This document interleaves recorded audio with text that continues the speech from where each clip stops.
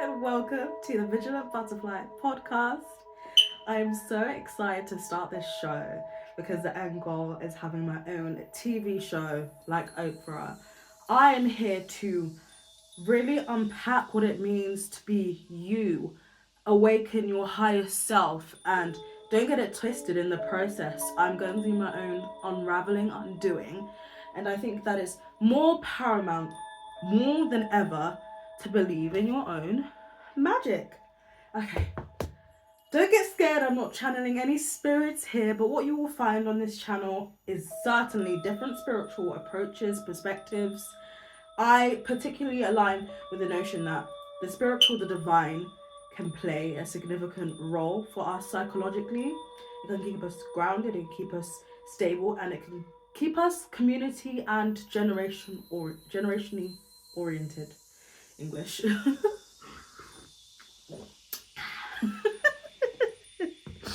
And yeah, so we're going to be unpacking systems. We're going to be dismantling lies, doctrines, traditions that were all created, enforced, and still are heavily policed because of fear. Fear of the new, fear of the revolutionary, and most commonly, fear of other people. So yeah, this is the Great Awakening. I have had one myself. For those of you who've been following me for a while, saw that I went from being, like on the trajectory to being like a national or maybe even international worship leader. Not because I was the best vocalist, but because I had that zeal and charisma. I was so close to Jesus, I was so close to God, and honestly, I lived and breathed worship. I recall when I was like in the depths of my faith, just shutting everyone out and studying the Bible. I had like a journaling Bible. I actually kept it because it's such a huge part of my story. And I would annotate my interpretations, look up the etymology. I would even host Bible studies at the time, and I just always wanted to learn about the Christian faith, how I could get more intimate with God and Jesus. And it got to a point where I believe I became too close to God, right? It was no longer about, okay, if you dress like this, if you have sex before marriage, if you do this, you're going to hell. No, it was extreme flipping grace. Like the moment that you step back and you look at Jesus and just pay your attention on him and his example, you're set. So it doesn't matter what you may do tomorrow or yesterday, as long as your heart and your eyes and your attention are on Jesus, you'll come. But no matter how much my gaze was fixated upon Jesus, and I mean this sincerely, like in my private and public life, I was all about Jesus. I still had the kind of, I'm going to say the result of purity culture playing in my ears. This whole notion that I'm eternally damned, that I'm broken, that I might not make my way to heaven because I was falling into sexual immorality with my partner who, at the beginning of our relationship, like months, we were so celibate, like we were prophesying to each other on Zoom.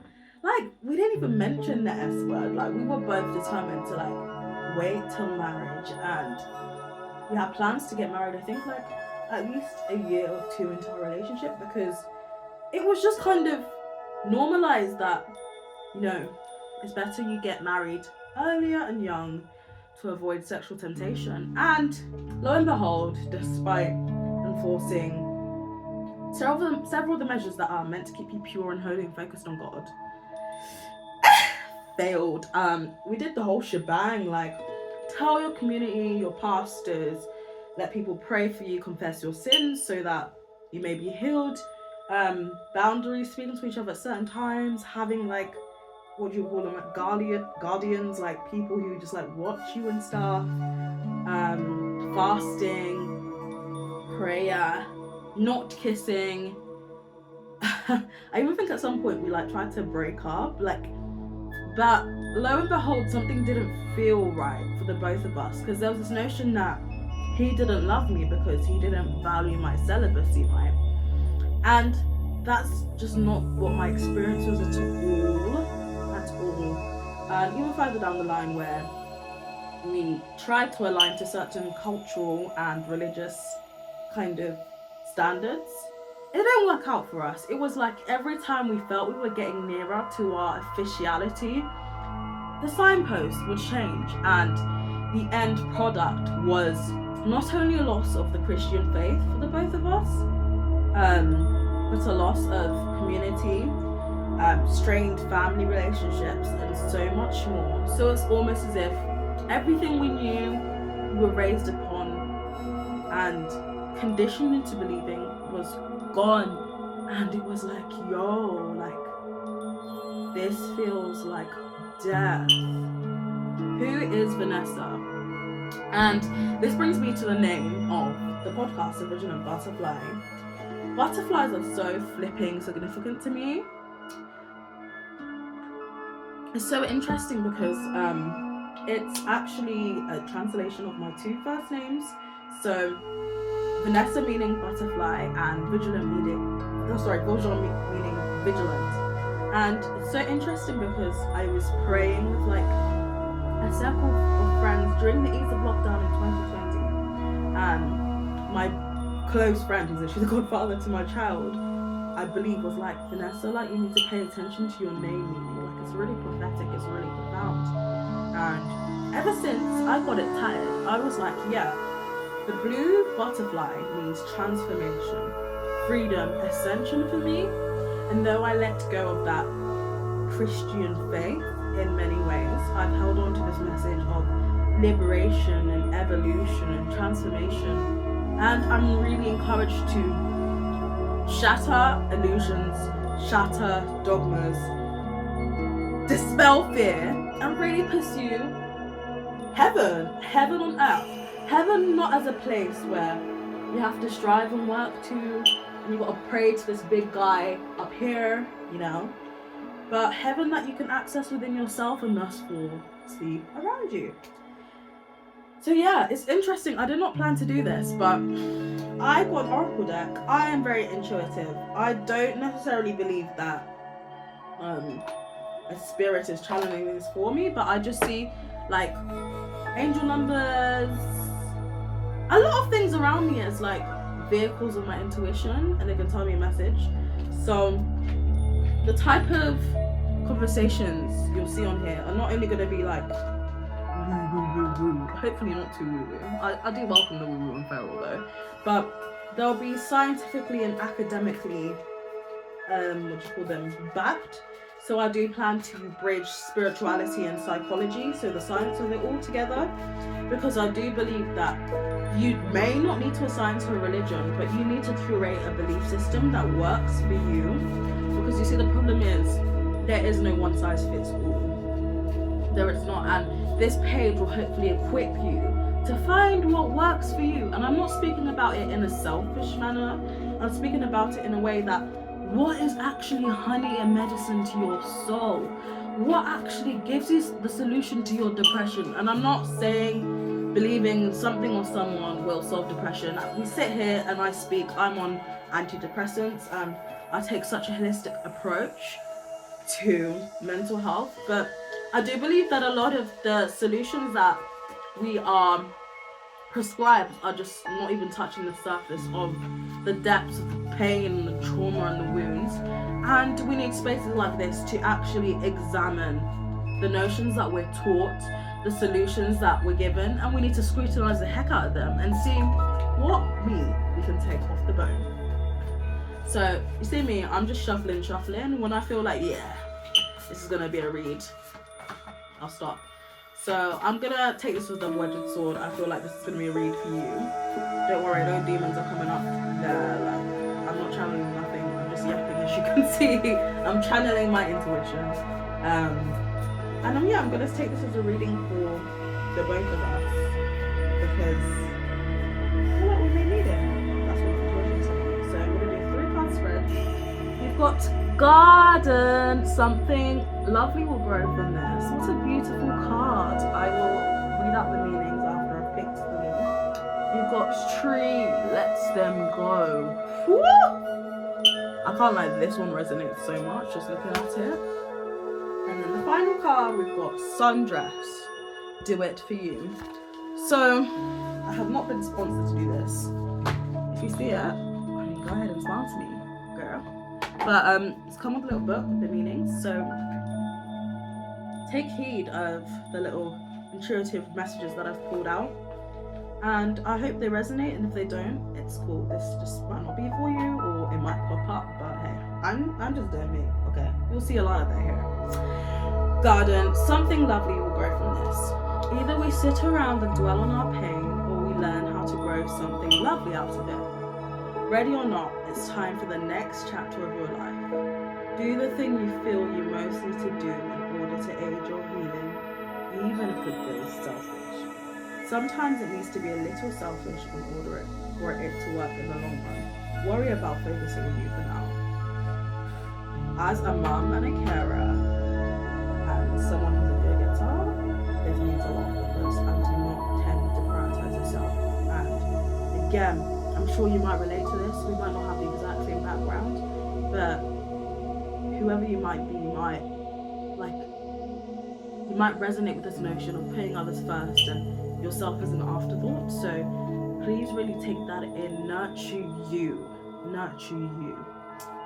Okay, then we've got tree. Let's them go.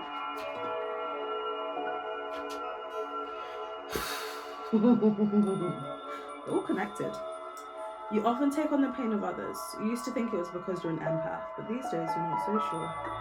Sometimes it feels like other people are emptying their emotions into you and giving nothing in return. Sometimes we even feel we've inherited pain from those who come before us in our family tree. This is your permission to let go. Your life is ultimately about you, not about what other people expect you to carry them. I mean, that speaks for itself. That's triggering. So we're going to carry on and keep it going, because we can unpack all of these things in episodes. Like, gosh. Let me interpret the last one. Sundress, do it for you. When it comes to healing and recovery, make sure you're doing it for yourself, not for somebody else. Becoming too dependent on other people only end in disappointment.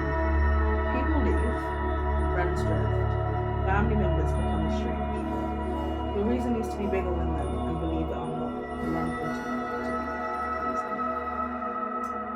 Yeah, so this may be your first little read. Don't get it twisted, I am not an expert. I'm just an intuitive gal who likes art and literature and believes that there is some psychological and spiritual basis for oracle decks and tarot. So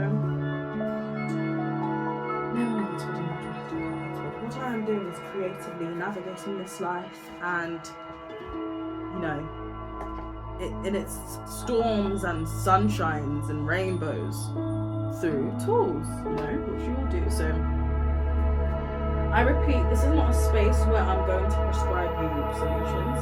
This is simply a space to question, air out, have conversations, share knowledge, and it won't just be me yapping, though y'all know I love to yap. I will actually have guests from all walks of lives on here. I'm gonna have trans women, I'm gonna have trans men, I'm gonna have engineers, creatives, teachers, cleaners, anyone who my soul feels connected to and they're ready to pour their heart and story out and share their journey. Y'all are welcome. Like, I'm taking you in because I am tired of us being so surface level and presumptuous when it comes to our neighbor, our equal. We have this tendency to think that we're better than other people. And it's to our deficit because we are all flipping one. We are one. And this is actually quite challenging because currently some of you may have seen the Natalie B Fitness scandal. She, back in 2021, assured that her gym would be trans inclusive. And a lot of people believed her claim and backed and supported the gym by donating to GoFundMe.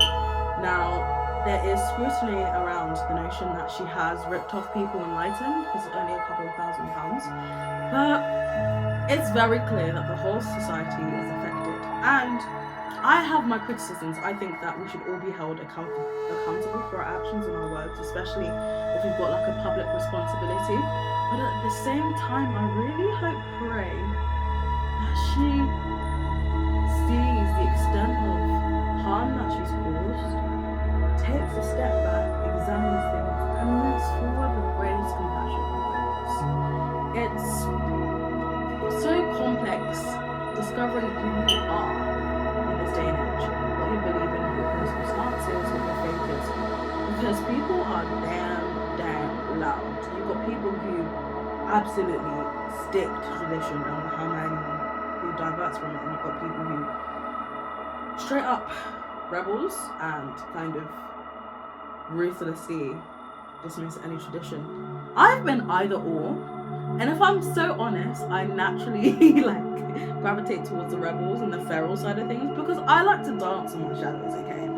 I don't like this whole notion that someone is good or someone is bad. I believe we all have evil and darkness and shadow elements of us that we absolutely need to be aware of and conquer. So again, also on here, we'll be discussing those things. We'll be discussing wounds, we'll be discussing scars, we'll be discussing even wins and trophies, and how not everything is as it seems.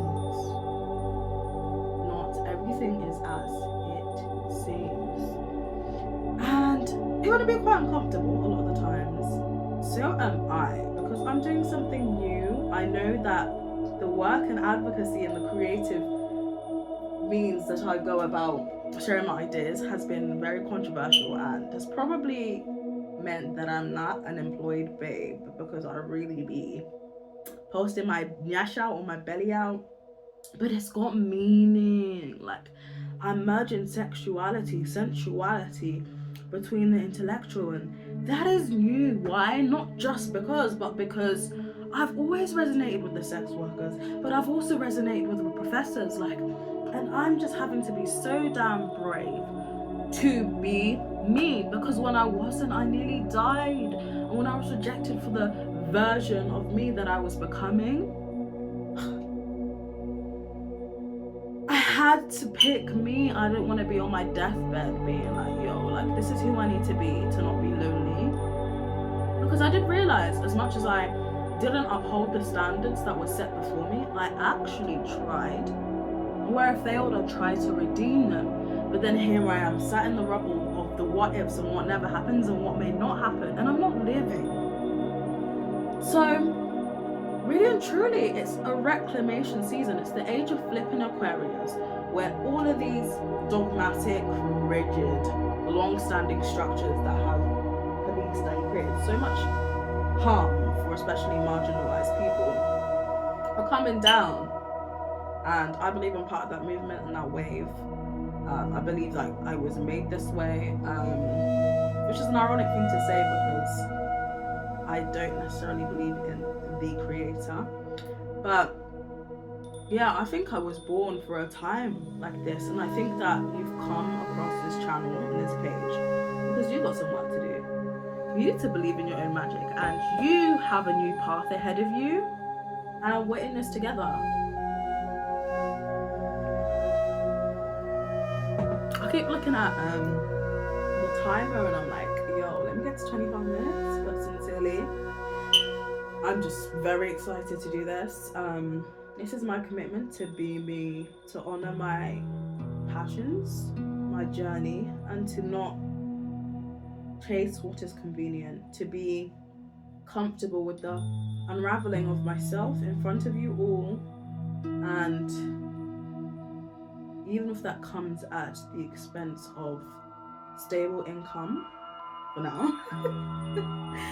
This is what I'm doing. You will see my daughter, you'll see my fiance, you'll probably see my cat and dog, which I don't even own, in this video, because I want to break this whole notion that you need to be perfect, certain way, you need to have a certain aesthetic to talk and to have thoughts. Childcare be expensive. My village is not quite fully formed, and I really value authenticity.